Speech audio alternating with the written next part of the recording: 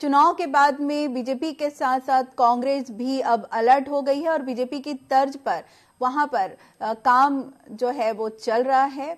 साथ ही साथ जीतू पटवारी को प्रदेश अध्यक्ष बनाया गया है कांग्रेस का और अब लगातार हार की समीक्षा की जा रही है। आज दूसरा दिन है कांग्रेस का जो वहां पर समीक्षा की जा रही है कांग्रेस के द्वारा। साथ ही साथ मध्य प्रदेश का प्रिंस बता रहे थे कि मध्य प्रदेश में जो है ठंडी हवाएं, जो बर्फीली ठंडी हवाएं हैं वो अब चलनी शुरू हो गई है, जहां और कहीं कहीं पर बारिश भी हो सकती है। इंदौर, ग्वालियर जैसे तमाम शहरों पर बारिश की संभावना भी बताई जा रही है। साथ ही साथ अब ये हो सकता है कि अब मंत्रिमंडल विस्तार को लेकर के बहुत जल्द ही बीजेपी की सरकार मध्य प्रदेश में बनी है और अब मंत्रिमंडल विस्तार को लेकर के मध्य प्रदेश के मुख्यमंत्री डॉक्टर मोहन जो है वो लगातार दिल्ली में सभाएं हो रही हैं।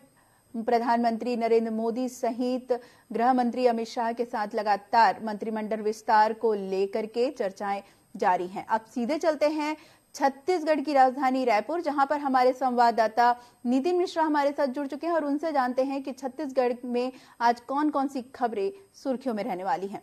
जी नितिन।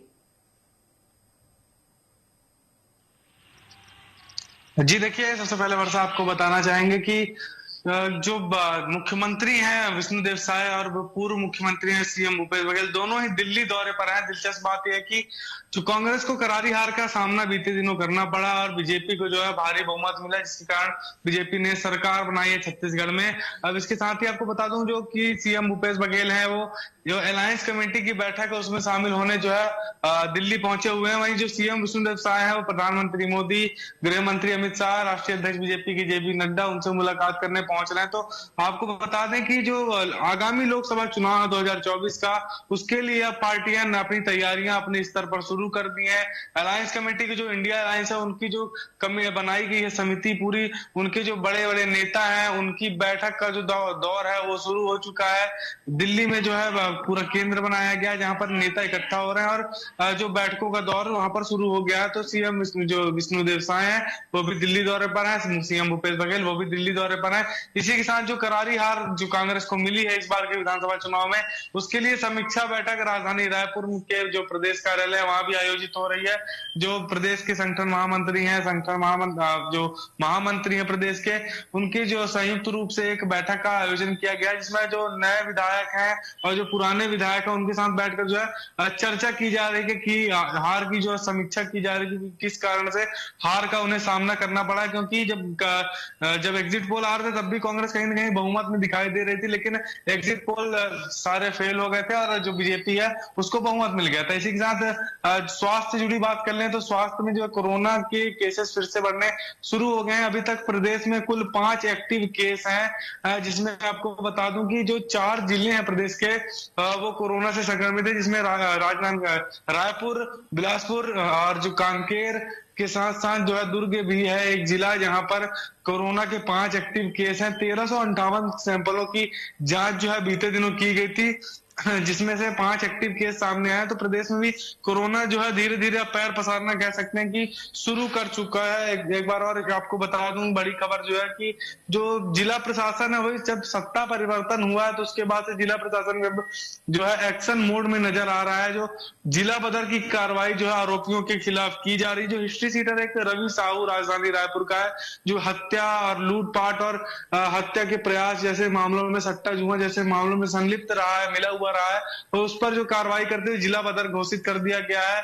अब जो आरोपी है उसको जो जिला बदर कर दिया गया, वो अगर सीमा में दिखाई भी देता है इस जिले की तो उसको जेल भेज दिया जाएगा। फिर उसके खिलाफ जो भी कार्रवाई, संवैधानिक कार्रवाई होगी उसके खिलाफ की जाएगी। इसी के साथ बता दूं कि आपको जो विष्णुदेव साय हैं सीएम, जो उन्होंने जो वीडियो कॉन्फ्रेंसिंग के माध्यम से जो है पूरे प्रदेश के कलेक्टर एसपी की बैठक लिया। उन्हें न्याय जो संगत व्यवस्था है उसको ध्यान रखने के लिए कहा गया है।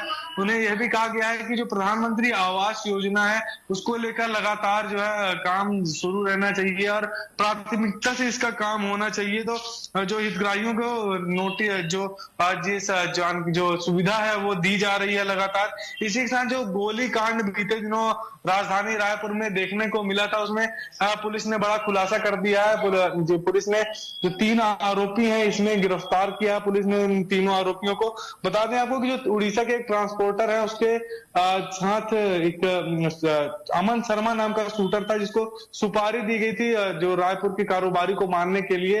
ये जो पूरा लव ट्रायंगल था उसके चक्कर में पूरा ये गोली कांड राजधानी रायपुर में हुआ है। तो आपको बता दूं कि जो पुलिस ने उसके बाद जो आरोपी हैं तीनों को गिरफ्तार करके उनके पास से जो कारतूस है वो सबको जमा कर लिया। साथ ही जो पिस्टल थी जिससे पूरी घटना को अंजाम दिया गया था उसको भी जो जब्त कर लिया गया। इसमें खास बात यह देखने वाली कि जो पीड़ित